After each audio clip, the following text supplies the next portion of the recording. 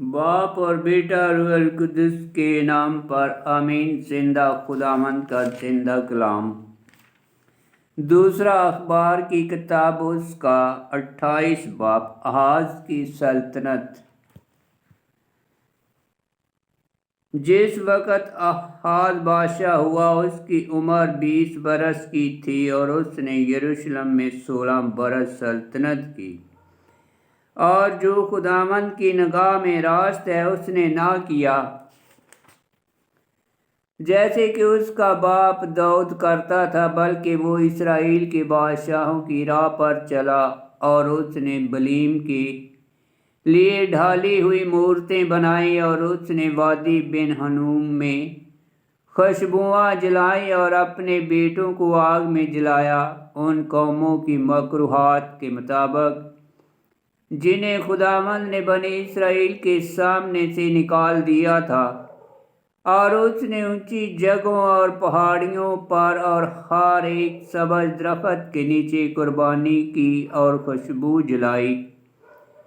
तब खुदावंद उसके खुदा ने उसे अरामियों के बादशाह के हाथ में कर दिया, तो उन्होंने उसे मारा और उनमें से एक बड़े गिरोह को असीर किया और उन्हें दमिश्क में लाए, और वह इसराइल के बादशाह के हाथ में भी कर दिया गया, जिसने बड़ी खून रेजी करने से उसे सदमा पहुंचाया। और फक्काह बिन रमलिया ने यहूदा में से एक ही दिन 1,20,000 बहादुर मर्दों को कत्ल किया, क्योंकि उन्होंने खुदावंद अपने बाप दादा के खुदा को छोड़ दिया था।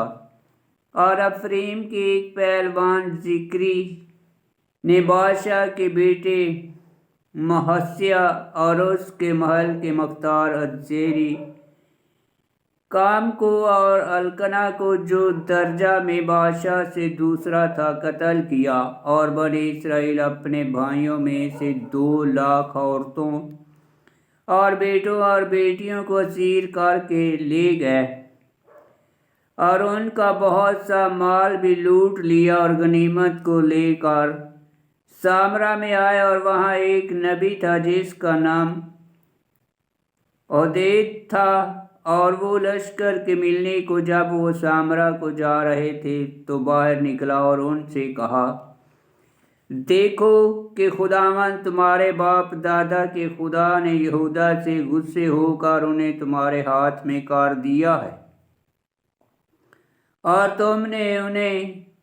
ऐसे जुल्म से कत्ल किया है कि जो आसमान पर पहुंचा है। और अब तुम इरादा करते हो कि बनी यहूदा और यरूशलेम को पुष्ट करके उन्हें अपने गुलाम और अपनी लौंडियां बनाओ, तो क्या खुदावंद तुम्हारे खुदा के सामने ये तुम्हारा गुनाह ना होगा? सो इस वक्त तुम मेरी सुनो और इन असीरों को, जिन्हें तुम अपने भाइयों में से असीर करके लाए हो, वापस भेजो, क्योंकि खुदावंद का गज़ब तुम पर भड़कने वाला है। तब अफरीम के बाद सरदार यानी अज़ेरिया बिन योनान और बारकिया बिन मशलूमोत और यहज़किया बिन शलूम और अमासा बिन हदलाई उनके खिलाफ जो लड़ाई से आए थे खड़े हुए और उनसे कहा कि तुम असीरों को यहाँ पर अंदर मत लाओ, क्योंकि खुदावंद के सामने हम पर गुनाह है। और तुम इरादा करते हो कि हमारे खताओं और हमारे गुनाहों को ज़्यादा करो, क्योंकि हमारा गुनाह बड़ा है और इसराइल पर गज़ब भड़कने वाला है। तब हथियार बांध आदमियों ने असीरों को और लूट को रईसों और सारे जमात के सामने छोड़ दिया, और वो आदमी जिनके नाम मज़कूरा हुए हैं उठे और असीरों को लिया, और उनके दरमियान जो नंगे थे उन्हें लूट में से कपड़े पहनाए और उन्हें आरास्ता किया और उन्हें जूते पहनाए और उन्हें खिलाया और उन्हें पिलाया और उन पर तेल मला اور ان میں سے تمام کمزوروں کو گدھوں پر بٹھایا اور انہیں ان کے بھائیوں کے پاس کھجوروں کے شہر یریحو میں لائے۔ تب وہ سامرا کو لوٹ گئے۔ اس وقت آحاز بادشاہ نے اشور کے بادشاہوں کو کہلوا بھیجا کہ اس کی مدد کریں، کیونکہ ادومی چڑھ آئے تھے اور انہوں نے یہودا کو مارا اور اسیروں کو لے گئے، اور فلسطینی بھی شفیلا کے شہروں اور یہودا کے نجبہ میں پھیل گئے، اور بیت شمش اور ایلون اور جدروت کو اور سوکو اور اس کے دیہات کو لے لیا اور ان میں بسنے لگے، کیونکہ خداوند نے شاہ یہودا آحاز کے باعث یہودا کو پست کیا، اس لیے کہ اس نے یہودا میں بے حیائی کی اور خداوند کے خلاف سخت بے وفائی کی۔ اور وہ اشور کے بادشاہ تجلت فل اثر کو اس کے خلاف لایا، جس نے اسے تنگ کیا اور بے مزاحمت اسے لوٹا۔ تب آحاز نے خداوند کے گھر سے اور بادشاہ کے گھر سے اور سرداروں سے مال لے کر اشور کے بادشاہ کو دیا، تو بھی اس سے کچھ فائدہ نہ ہوا، اور اپنی تنگی کے وقت آحاز بادشاہ نے خداوند کے خلاف زیادہ بے وفائی کی، اور اس نے دمشق کے معبودوں کے آگے جنہوں نے اسے مارا قربانی چڑھائی، اور کہا چونکہ ارام کے بادشاہوں کے معبودوں نے ان کی مدد کی ہے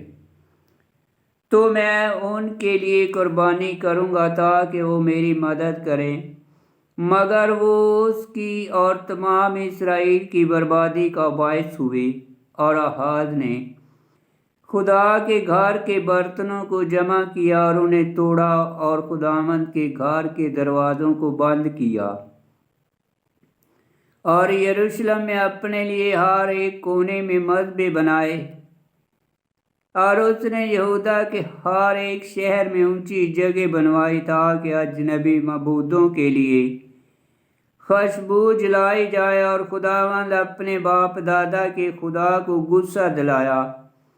اور اس کا باقی احوال اور اس کے تمام اعمال پہلے اور پچھلے یہودا اور اسرائیل کے بادشاہوں کی کتاب میں لکھے ہوئے ہیں۔